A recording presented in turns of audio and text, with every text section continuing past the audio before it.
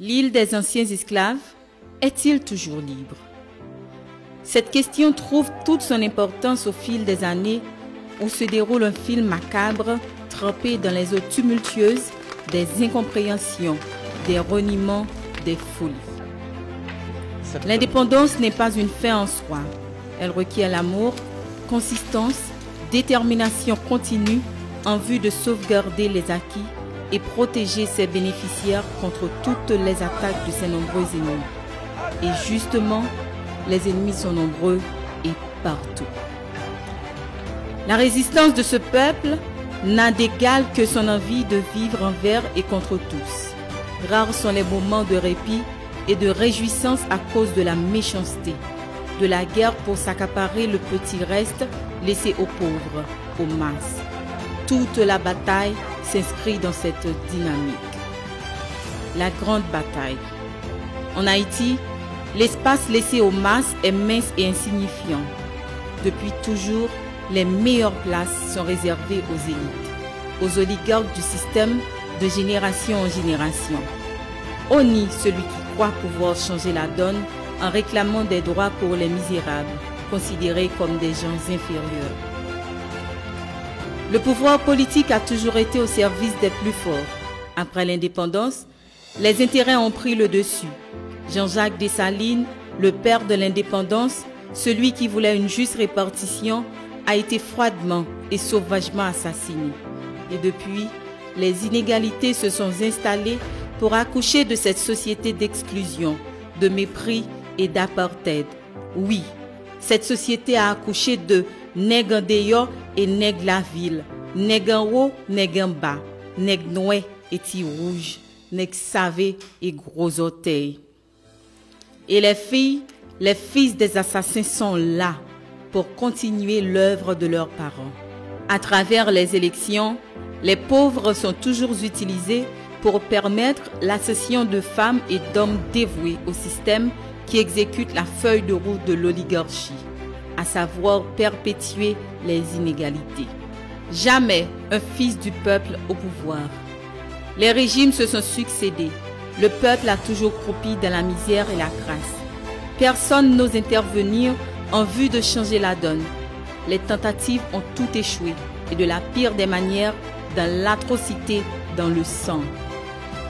Les élections de 2016 ont livré leur verdict. Elles ont porté au pouvoir un fils de paysan, venu de l'arrière-pays, Jovenel Moïse. Une situation vite dénoncée par les gardes du système qui y voient un danger potentiel, une menace pour l'avenir si les paysans s'unissent autour de cette figure emblématique pour réclamer leurs droits violés, bafoués. L'offensive a été violente dès le premier jour de la présidence. Un nid de vipères. Il fallait faire un état des lieux. Le nouveau président a vite affirmé ses intentions. Il voulait donner une place de choix aux agriculteurs, aux paysans, aux oubliés depuis 1804. Pour s'y faire, il fallait attaquer de front le nid de vipères sans se faire piquer par leur venin mortel. C'est la guerre. On ne touche pas au monopole. Les premières actions du chef de l'État l'ont condamné. Il a coupé des contrats illégaux de l'ordre de 4,5 milliards de dollars.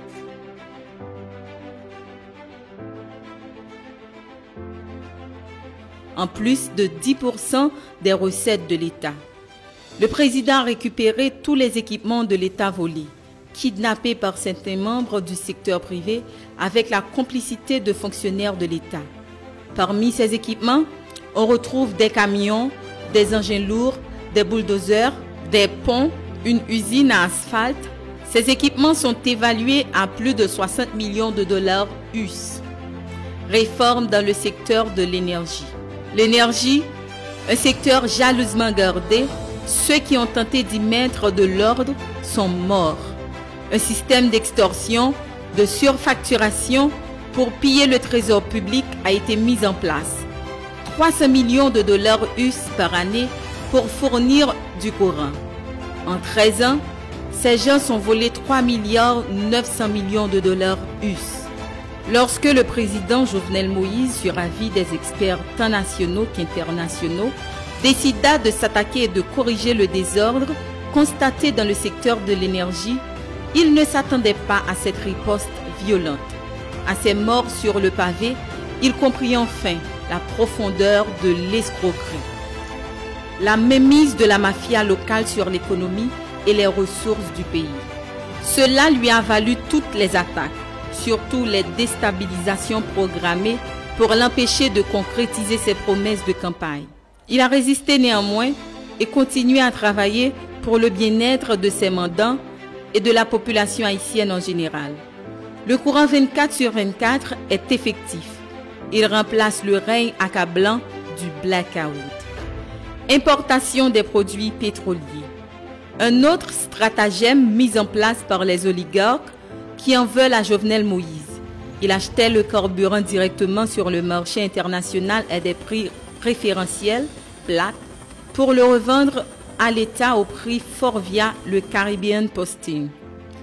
Ces transactions leur permettaient d'escroquer à l'État 20 millions de dollars par mois, 240 millions de dollars par an, 2,4 milliards de dollars en 10 ans. Sans oublier les vols à la pompe baptisés structure des prix.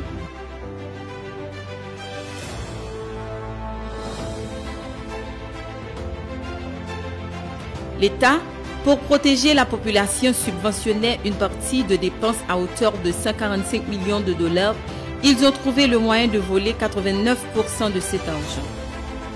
La déstabilisation du pays a une histoire. Il faut la connaître pour la comprendre. Autre manne, le marché d'échange du dollar. Spéculation sur le dollar, deux stratégies sont mises en place. À l'achat et à la vente, il faisait un bénéfice entre 4 et 10 gouttes sur chaque dollar au lieu de 3 centimes reconnus par les autorités de la Banque centrale. Deuxième stratégie, ils influencent et bénéficient de la dépréciation de la gourde de avril à juillet de 2020. Une opération qui visait deux objectifs. La première est économique, faire plus d'argent. La deuxième est politique, créer de l'instabilité, car ce sont des pêcheurs en eau trouble qui profitent du chaos pour basculer l'ordre de la société et maintenir leur monopole. Pour chaque 1% de dépréciation de la gourde, l'inflation, la vie chère augmente de 0,86%.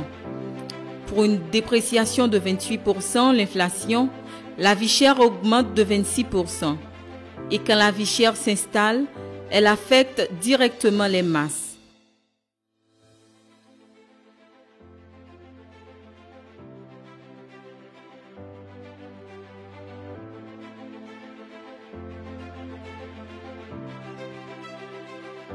La caravane changement. Le gouvernement au chevet des masses à travers le pays, une stratégie en vue d'apporter de l'espoir aux oubliés, de corriger les erreurs, innover, rendre justice aux potomitans de la nation, la paysannerie. En ce sens, la République de Port-au-Prince, budgétivore, a cessé d'être le centre de toutes les attentions et de tous les sous du trésor public. Désormais, des initiatives sont prises pour remobiliser les ressources et les rediriger vers la vraie population. Et les projets s'accumulent pour la grande joie de l'arrière-pays. Installation et réparation de 35 systèmes de pompage solaire au Gonaïves. 4 dans le département du Nord-Est, Caracol, Ferrier, Terrier-Rouge. 3 systèmes de pompage hybride dans le département du Nord-Ouest, notamment dans la zone de Pauline-la-Corne, d'Aubert et d'Andour. Et 7 dans le département de l'Ouest, Cité-Soleil et Croix-des-Bouquets. Distribution de 590 pompes de 3 pouces, dont 497 dans le département du Centre, commune Inche, Maïsade et Cercle-la-Source, 93 dans le département du Sud et 63 dans le Nord-Est.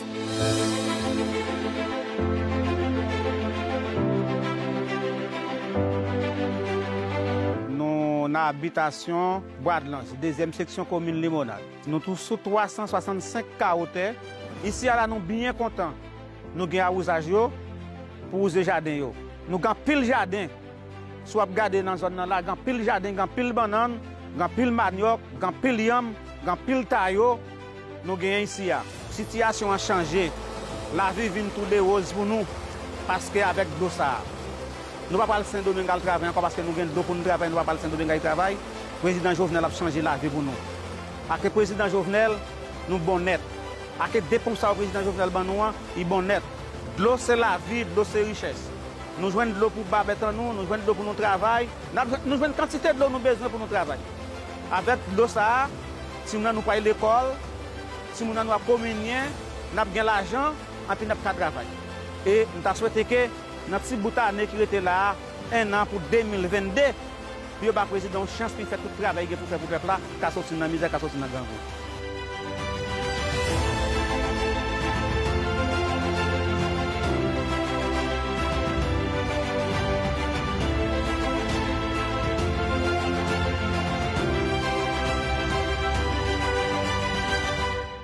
Remise en état de fonctionnement du système d'irrigation de la tannerie sur la Grande Rivière du Nord après 39 ans hors service. Construction de barrages, Marion dans le Nord-Est. Regroupement des producteurs en bloc de production dans les départements de l'Artibonite et du Sud. Diminution du prix de l'engrais à 1000 gourdes. Élaboration et adoption de la politique nationale semencière. Promotion de l'agriculture sous serre dans les départements du Nord, du Nord-Est et de l'Ouest.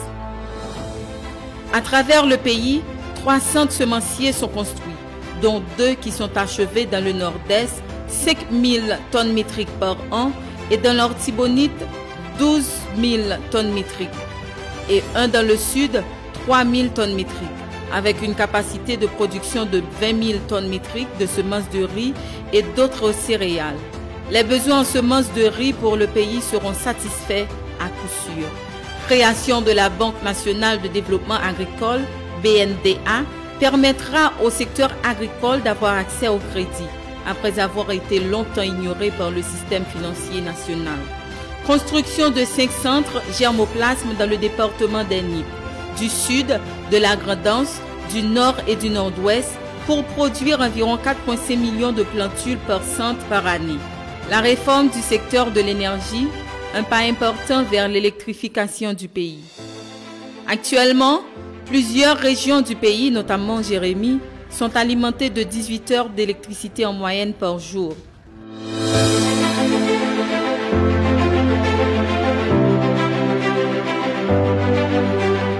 Jérémie, c'est un centre qui produit courant 24 sur 24.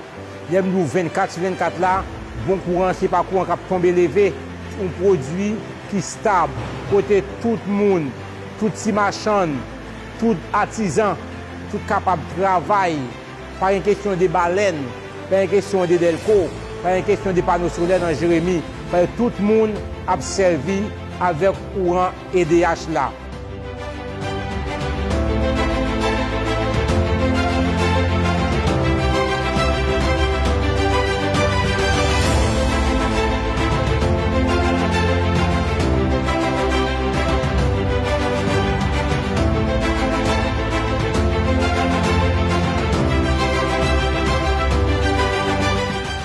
Magistrat Yves Rosière, moi c'est magistrat ville Jérémie.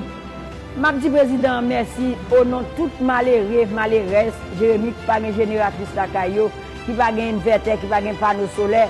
Moun sa yo pas de moyen parfois pour acheter même un petit baleine chaque jour, mais yo jeune chaque bouton pour la caillou, yo capable petit, yo capable étudier. Si on bête mort pendant la nuit, yo capable lever pour yo bête là parce que longtemps nous pas de gain. Président Jovenel, nous-mêmes qui dans Jérémie, ville Jérémie remet en pile. De nouvelles turbines de capacité totale de 3,2 MW sont installées dans la centrale hydroélectrique de Drouet, Artibonite. L'énergie disponible va alimenter les communes de Verrette, Liancourt et Petite Rivière de l'Artibonite. Cette centrale pourrait être synchronisée avec celle de Saint-Marc. Parallèlement, une centrale électrique hybride est en construction à Marchand-des-Salines. Pour la première fois depuis 1804, le service public d'électricité arrive dans les foyers du centre-ville de la commune de Chardonnières, Sud, située à environ 270 km de Port-au-Prince. Construction de la centrale électrique hybride diesel plus solaire PV de 10 MW de Port-de-Paix avance. L'électricité sera disponible 24 heures sur 24 dans les communes suivantes: Pointe des Palmistes, Anse-Affoleur, Saint-Louis du Nord, Bassin Bleu et Chansol. Le réseau de distribution d'électricité de Limbé Nord est en train d'être rénové. L'éclairage public est de retour dans certaines zones. La construction du réseau de distribution d'électricité à Capotillo, Nord-Est, commune frontalière à Capotillo, en République dominicaine, est en voie d'achèvement. On réalise les dernières extensions de réseau. Très bientôt, on va démarrer avec la construction de la centrale solaire photovoltaïque. La commune de Caris, Nord-Est, a été créée par décret en juillet 1889. Après 131 années, elle n'a pas d'infrastructure électrique. En novembre 2020, pour la première fois, des poteaux électriques sont en train d'être implantés afin de construire le réseau de distribution. Le train de l'électricité arrive dans le centre-ville de la commune de Chardonnières Sud, pose de câbles triplex, basse tension au niveau du réseau de distribution. Très bientôt, l'électricité sera disponible. Les abonnés sont prêts à payer pour le service énergétique. Rénovation et extension du réseau de distribution d'électricité dans la commune de Thomonde. L'éclairage public est de retour à Dodon après 16 ans avec la mise en place de la centrale électrique et de la construction du réseau de distribution d'électricité. Le groupe de 600 kW de marchands tombé en panne a été remplacé par un nouveau groupe de 1000 kW. L'électricité a été rétablie le soir du 1er novembre 2020. Le réseau du Nord sera alimenté 24 heures sur 24. La centrale de Gonaïves a une puissance effective de 15 MW. Les pièces de réparation sont arrivées en Haïti. Après la réparation, la centrale aura une capacité de 7,5 MW. Avec la rénovation des centrales hydro de Drouet et de Saint-Marc, leur Tibonite pourrait avoir plus de 20 MW. La sous-station électrique de capacité 8 MW devant alimenter la nouvelle centrale électrique de 7 MW de Saint-Raphaël est arrivée en Haïti. En mars, Pignon, Ranquite, La Victoire, Montbain-Crochu, Saint-Raphaël, Saint-Michel, Marmelade et Cerca-Cavajal auront de l'électricité 24 heures sur 24. La zone métropolitaine a une capacité de 323 MW en sous-station électrique. Après l'exécution du projet de renforcement du réseau financé par un prêt de Taïwan, on aura 688 MW. Les travaux de construction de sous-stations de Saint-Christophe, Cabaret et de Cité-Soleil avancent. Par ailleurs, les 2 turbines à gaz de capacité totale 60 MW de Général Electric sont arrivées à Port-au-Prince. Le chef de l'État était présent au port Clérier, au terminal de Mortissan, pour autoriser le transport de 2 turbines à la centrale de Carrefour. 3 unités de 1,8 MW seront installées à la centrale électrique de Jacmel en attendant l'installation du système solaire PV. Très bientôt, les clients de Jacmel, Marigot et Caille Jacmel auront de l'électricité 24 heures sur 24. Les moteurs et les transformateurs sont déjà en Haïti. Les travaux de construction du réseau de distribution d'électricité dans les communes de Capotillo, Vallière et Montorganisé ont pris fin. Pour la commune de Caris, les travaux sont en cours de réalisation. L'accès à l'électricité ne doit pas être un luxe, c'est une nécessité. Pour moi-même, je ne sais pas qui mot je peux dire en plus pour nous féliciter le gouvernement Jovenel Moïse là pour arriver courant 24 sur 24 là dans Vallière. Parce que son bagage nous t'a dit comme l'histoire, mais nous pas penser son bagage vrai, que nous t'a ouais Vallière, lui-même il t'a gain poteau passé, t'a gain fil haute tension qui passait dans Vallière, même à esprit pour que ces courants t'a bénéficier Vallière. Que à courant n'a arrivé à évoluer, à courant ça va permettre que nous penser pour que si nous yo capable de devenir des agronomes, des médecins pour que si nous sommes capables encore, nous sommes capables utile communauté.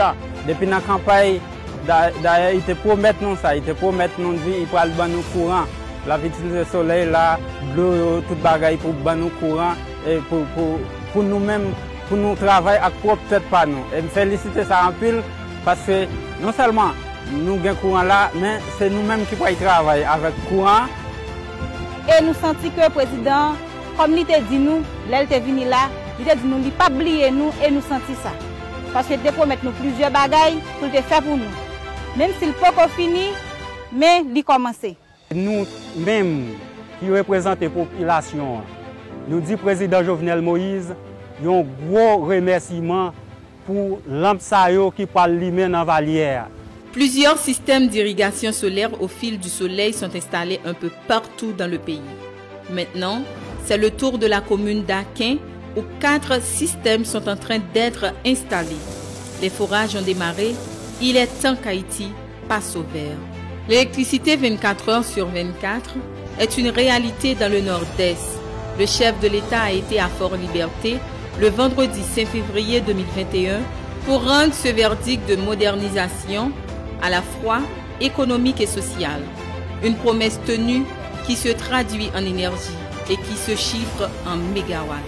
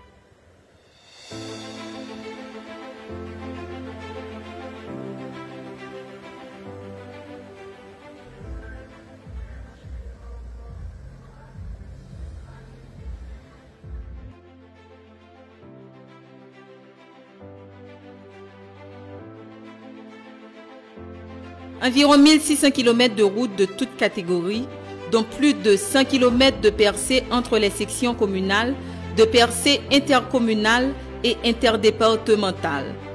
Dans les 10 départements du pays, sont en cours de construction. Parmi elles, près de 200 km sont déjà revêtus en asphalte ou béton hydraulique, inclus de tronçons Cap-Labadie 8 km, Inche-Saint-Raphaël 45,6 km, 70 à 80% de la route Carrefour Méridien d'Ussy, une bonne partie de la route Caille-Jérémy, la construction de la route Limbé-Cap-Haïtien et Carrefour-Joffre, Anse-à-Folleur, etc. Ainsi que la construction et la réparation de plus de 25 ouvrages d'art importants. Depuis la découverte d'Haïti,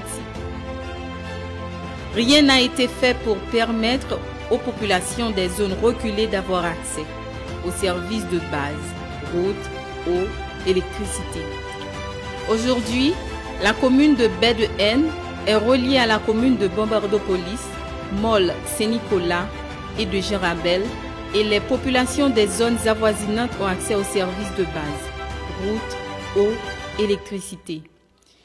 Il y a lieu de préciser que tous ces travaux sont possibles grâce à l'acquisition et à la donation à chaque département d'une flotte d'équipements neufs, dont 3 usines d'asphalte dans le sud, la Grand'Anse et dans l'Artibonite, et grâce à l'apport de certains bailleurs de fonds comme la Banque interaméricaine de développement, la Banque mondiale et l'Union européenne. Parallèlement, l'inauguration du nouvel aérodrome de Jérémy dans la Grand'Anse a eu lieu le 10 juillet 2020. Cette infrastructure moderne est dotée d'une nouvelle piste construite selon les standards internationaux.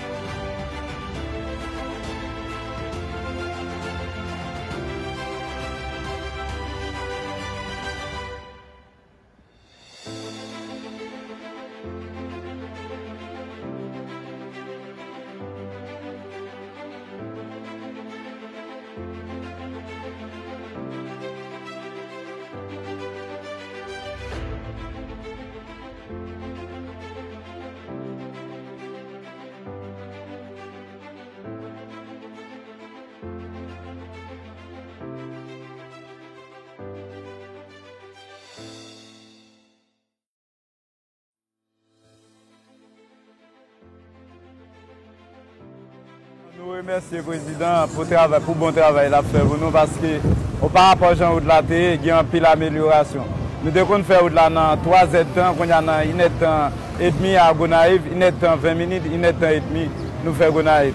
Par rapport au caoutchouc, nous devons faire 2 mois, caoutchouc à faire 5 mois.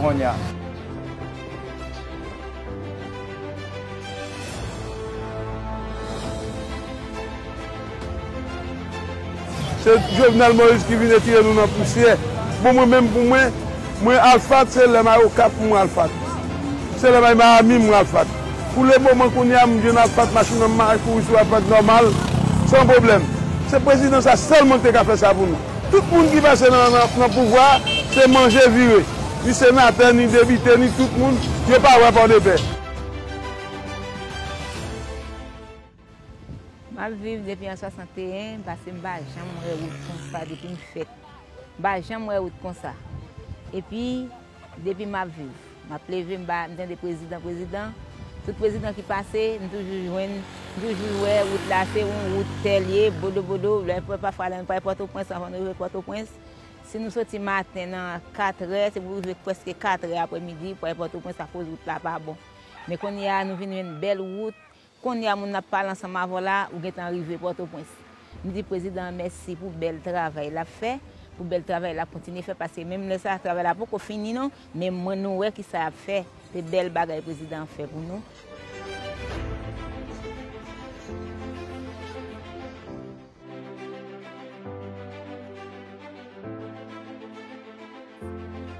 Plus de 141 écoles nationales et lycées construits à travers le pays.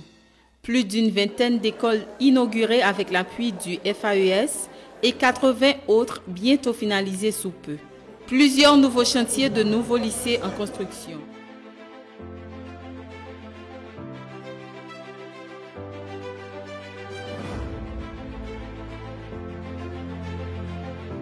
« 25 nouvelles écoles en construction à travers le pays, financées par le Fonds national de l'éducation, FNE. Inauguration et mise en service de 4 nouveaux centres professionnels à Jacmel, Trou du Nord, Roif de Jérémie et Centre Hinch. 2 autres centres professionnels seront inaugurés sous peu à Mayotte, Pétionville et Carrefour. 4 nouveaux chantiers de construction de centres professionnels ont été lancés au CAI Sud, à Saint-Marc, à Otibonite, à Fort-Liberté, Nord-Est et à Saint-Martin-Ouest. Octroi de plusieurs milliers de subventions, bons scolaires, à l'écolage à travers le Fonds national de l'éducation. Octroi de fonds aux écoles presbytérales, épiscopales et communales, ainsi que les groupes encadrant les écoles qui reçoivent les personnes à besoins spéciaux à travers le FNE. Environ 100 millions de gourdes en support à l'éducation. Objectif des précis. Malgré toutes ces attaques, toutes ces mobilisations contre le changement, tout ce racisme, ce rejet de la masse en la personne du président Jovenel Moïse, il est attaqué à ce vaste chantier pour donner une chance aux pauvres et élever les masses de l'oubli permanent. Au terme de son mandat de 5 ans, il s'est fixé pour cette dernière année 3 objectifs. Les 3 objectifs prioritaires fixés par l'administration Moïse pour 2021. Poursuivre le projet d'accès à l'électricité 24 heures sur 24 à travers le territoire. Rendre effective la réforme de la Constitution. Organiser des élections crédibles pour renouveler le personnel politique. Il était une fois un citoyen de l'arrière-pays. Il est venu de loin pour redonner espoir aux déshérités. Les siens ne l'ont pas reconnu, compris. Mais il a pris sa croix et porté leurs souffrances et leurs revendications parce que c'est sa mission contre les suprémacistes. Voilà pourquoi il est prêt à affronter la tyrannie des oligarques et boire la coupe jusqu'à la lie.